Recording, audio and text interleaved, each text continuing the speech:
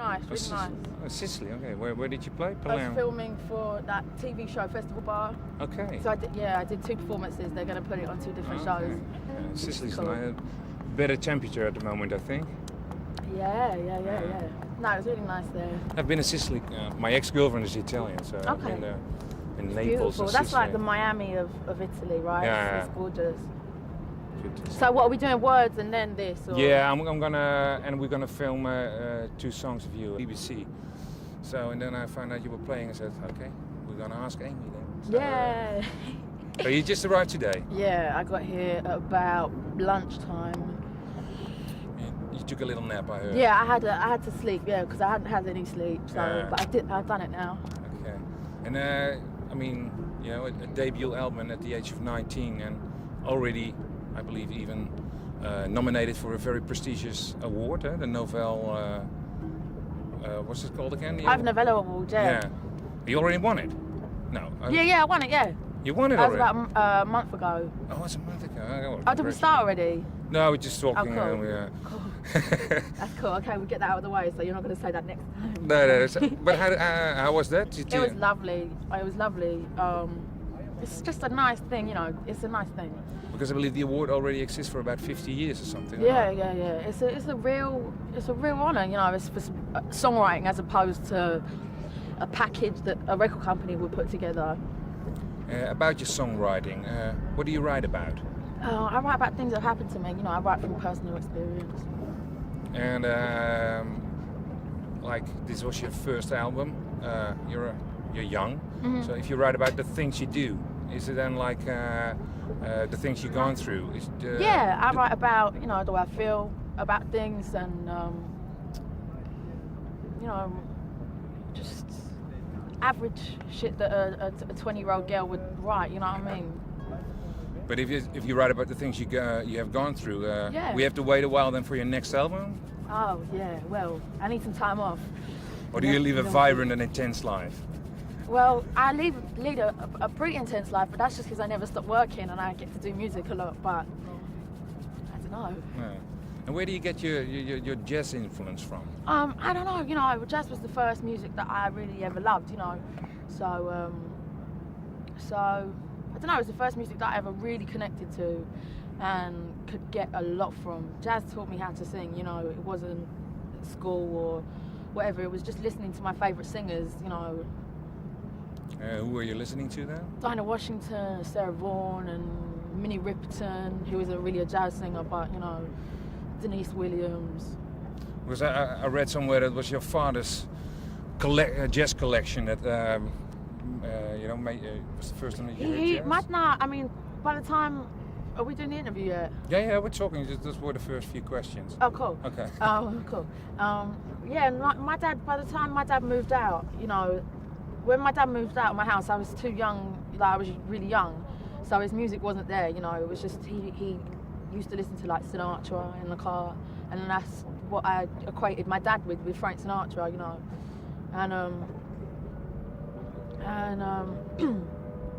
and it was really my brother's music collection. When my brother went to university, he left his stereo and it had a 3 CD changer, and at the time no one had shit with a CD changer, and I was like, oh my god, you can put 3 CDs on and select any song from any of the 3 CDs at random, you know. And he left his music collection, which back then wasn't prolific. He had like 200 CDs, but to me that was it, you know. He had the best shit. He had Thelonious Monk and Bechet, and you know, he had all Miles Davis records, and you know, and he had other stuff, you know. He had a lot of Hendrix, a lot of Dylan. You know, it was really nice to have him go away and leave me with all his music, because when he lived with me, I'd be like, I'm going to take this album, and he'd be like, no, you're not. You also took his room then. That's what I did when my brother left Did me. you? I took his music also in his room. I didn't want his room. His room smelled. It's quite unusual, because I think for a girl that age, it's quite similar like I did. I went like when I was 15 on my bike to jazz concerts. You know, sitting there with old men drinking wine and smoking a pipe. You know, it was like. And when did you start playing an instrument? I think I was about 11 when my brother got his first guitar, and I just used to play it whenever he was out the house. Whenever he left the house, I'd grab his guitar, play it, and then And then when I was about 13, I got my own guitar. And then, should I stop? Yeah, well, okay, yeah, it's a harbour, eh? So, Ooh. he's taking it. Oh, it's action. When I was about 13, I bought my own guitar, and I think around that same age, my brother bought his first proper electric guitar. He had a shit one. He bought like a third-hand Stratocaster, and that was the most beautiful thing I'd ever seen. Yeah. And even when he was at the house, I was so scared to play it because it was one of them things that I thought he'd just be able to tell. You know what I mean? Yeah. I just thought he'll know if I touch this guitar. It's so beautiful. He will just know. So I never did. Yeah. So you're a Fender girl then? Yeah, I got and I only have, actually the first acoustic guitar I bought was a Fender. I have a Strat. I have a really pretty Strat. It's Daphne Blue. I can't remember when she was made, but yeah, that's my stage guitar. You know, I mean, I don't play in this show now, but that's my stage guitar when I do rock out by myself. It's a bit like the choice between Pepsi Cola or Coca Cola, you know, Fender or Gibson, you know, the big struggle, the fights also in a band, you know. I have a Gibson as well. I have a Gibson 335. They're just, you know, sexy guitars, like really sexy guitars, but it's too big, you know. Like a Strat is, I don't know, a Gibson 335 will sound so beautiful and a lot of stuff, but a Strat you can pretty much put anywhere, you know what I mean? It's got a sound that's just warm, and it just fits into a lot of different musical gaps. Yeah, I also read somewhere that you say like, when I write songs to challenge myself. Can you explain that? I mean, you know, when I was young and I started writing songs, I would write songs because I was listening to jazz, and the jazz would challenge me. You know, I would learn a lot from it, and I wanted to learn a lot from current music, and there was nothing. You know, there was not much in the way of English artists. You know, but it was a real sparse kind of current music scene for me. You know, so I just started writing songs that I would like to hear. You know, and that's what I do now as well. You know. And the song "Stronger Than Me," what's the song about for you? Oh, Stronger Than Me I wrote about the second time I split up with this man that I was with. And it was just me. I mean, we had a real explosive kind of relationship, and I never really understood why we had split up. But I think one day I just kind of realised that I was acting like the man and he was acting like the woman, and I was sick of it. He was like 7 years older than me, and I would have to like emotionally carry him around. Not just some of the time, because I'm fine with that, but all the time. So I would just be like, you should be stronger than me because you're my man, you know what I mean? And where was the challenge in writing that song? I don't know, that song wasn't really, I mean, it was a challenge in that it was my private life. So it's always hard to dig something out of dig it out of yourself, you know what I mean? It's always hard because it's not just you writing what you think would sound nice, it's you writing about your feelings that sometimes you don't want to admit to. You know, like I won't be honest with myself in my everyday life, but when I sit down and write something down, you know, I'll be brutal, you know, I'll just say it like it is, because music is the one place where I can do that, and if I didn't have that, then I don't know what I'd do. But it is very private. If you listen to the album, you know, the whole album is about man-women relations. And how was it then for the first time? If you have written one moment, because I have to take my question again. It's English. I'm Dutch. When you write your songs and they're so intimate and private, how did you feel the first time you was doing it live and people were staring at you? Well, doing it live is you don't really think I'm laying myself on the line. You think these songs are the real me, so I'm putting it out there. It's when I'm doing it live, that's different. But when I get kind of upset when I do some of the songs live because they're deep. You know, like You Sent Me Flying. When I do it on stage, by the end of it, I'm like in tears. You know, it's about me liking a man who doesn't even know I'm alive. You know, and it always upsets me, that song. But it's probably craziest when I hear the album. Because when people play the album, to me that's really personal because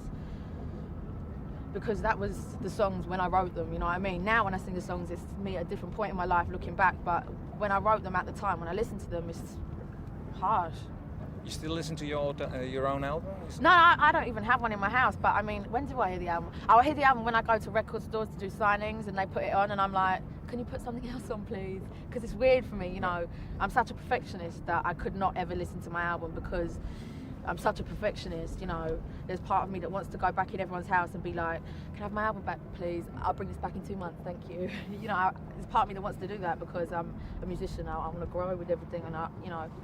But that's why I'm lucky that I can make music till I'm dead, you know. But if you go to a record shop for yourself, you also walk a little bit to the section where your own album is and look how many are there, or if they're sold out. No, because you know they never are. So like, there's no point. Or no, I don't really notice that. But it's cool. Like I don't know, it's weird. Yesterday was the funeral of Ray Charles. I believe he was one of the big inspirators for you also. What was it that you? Yeah. Ray Charles, I remember hearing him when I must have been about 13. And that was I saw the funeral on TV last night and I was just choked. I was just crying and crying. And, you know, Ray Charles was someone who just did it, man. He just did it. I don't know anyone who had such an affinity with music, such a connection that is so pure, like a connection that a spiritualist will have with God, you know. It was just so pure, you know, and he was doing stuff 60 years before people were doing stuff, you know, and his songs were amazing. Yeah, a song like Georgia on My Mind, I believe it is the official anthem of the state Georgia. I think that's already for a long time. I think that's great. Every game or something, it's Georgia on My Mind, you know, it's like... It's a tune. But also like you have like this thing. Only one question about other people. But you have this. You mention Ray Charles and other people in your thank you list. But there's also Charles Mingus, and that was something. And I thought, well, okay, Charles Mingus. I mean, that's even for experienced jazz lovers sometimes complicated music. And if I'm thinking about you being younger and listening to Charles Mingus, I find it quite unusual.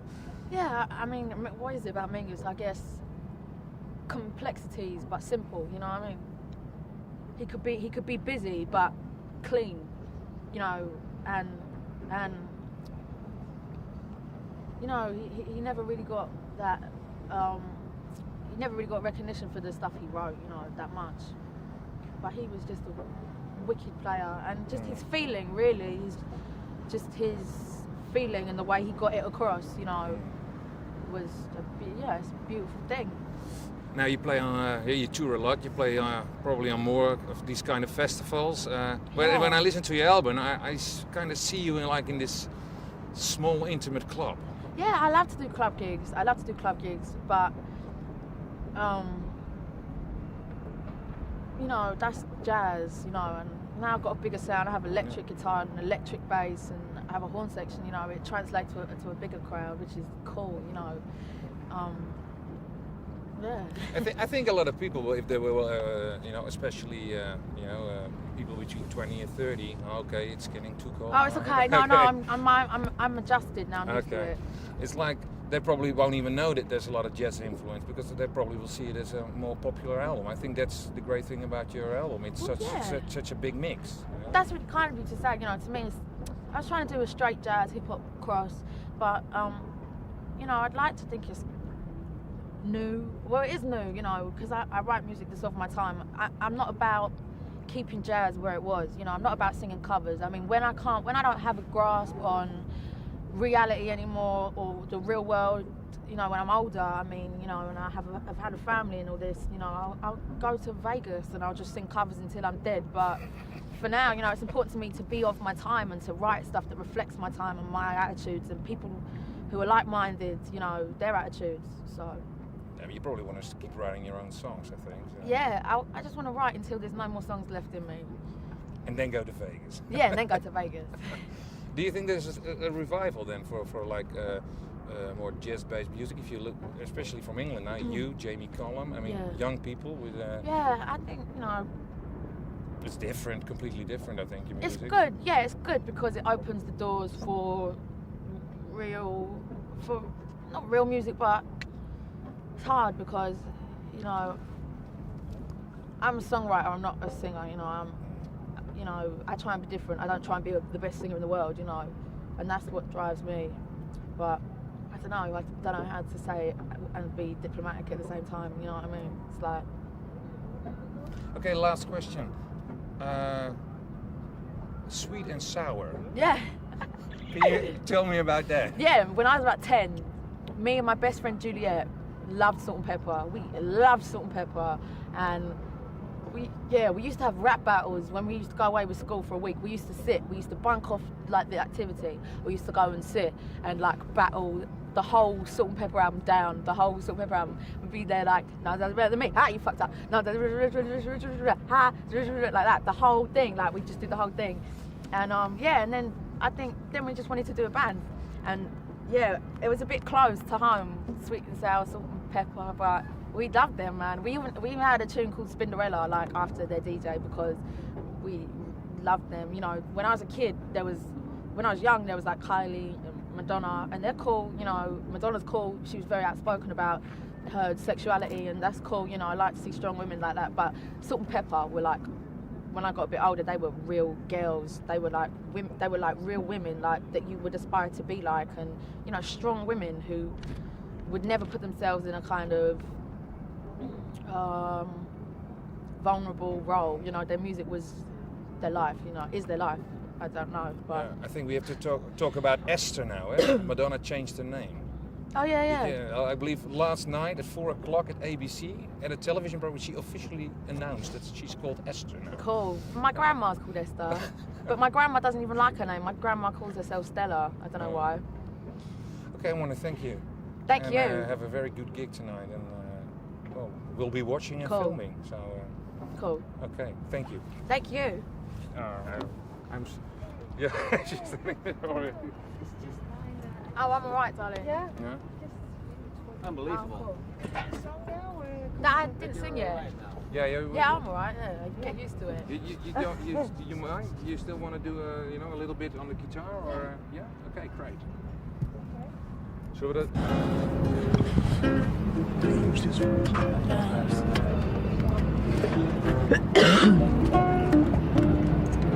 I feel like I'm sitting on a giant tooth. Like, you know them chairs they have for the babies in the Yeah. Don't be scared.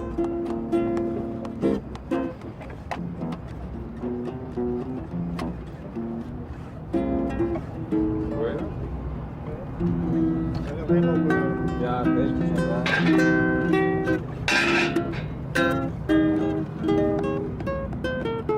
Okay, camera on. You go ahead. Yeah.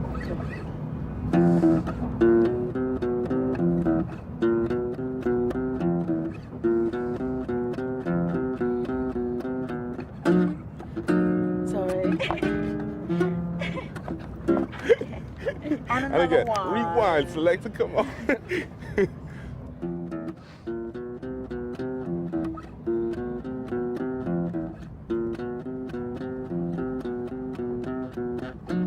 Wish I could say it breaks my heart, like you did end up again. It's not that we grew apart. My nightingale no longer singing. It's something I know you can't do. You separate sex with emotion. I sleep alone.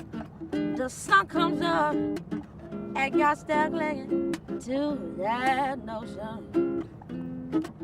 Where everything is slowing down, river of no return. You recognize my every sound. There's nothing new to learn. You'll never get mama right, like two ships passing in the night. And I wonder same thing where we lay. Otherwise, find a different way. It's a different way from where y'all go away. Oh, it's you again. Listen, this is another unit again. So sorry if I turn my head. Y'all sit up and make your face, but that don't make your place safe in my bed. My bed, my bed.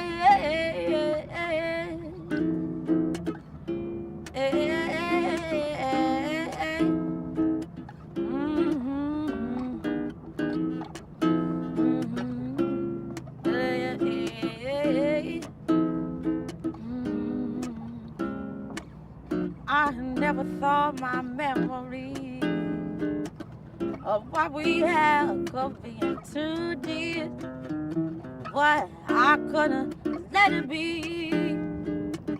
I needed it as much as you did, so now it's not to understand why we just speak and I.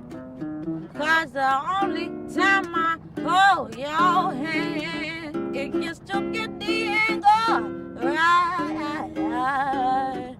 Where everything it is slow, and now river on no return. Won't you recognize my evolution? There's nothing due to learn. You'll never get mama right, like two ships passing in the night. In the night, I want to snake there where we lay. Otherwise, mine's a different way. It's a different way from where you go. When oh, yes, you are again. Listen to this another you nigga. So sorry if I turn my head. Oh, yours is a familiar face. But that don't make your place safe in my bed, my bed, my bed.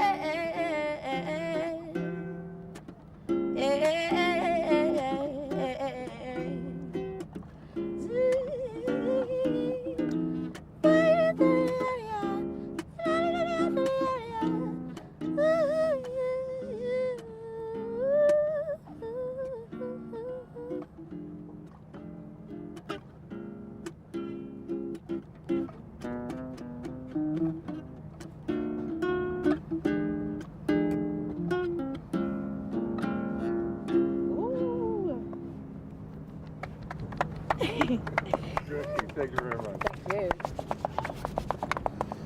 That's cool. That was cool. We should do some more days. Yeah, man. I think Thank you probably very much. are. Thank you.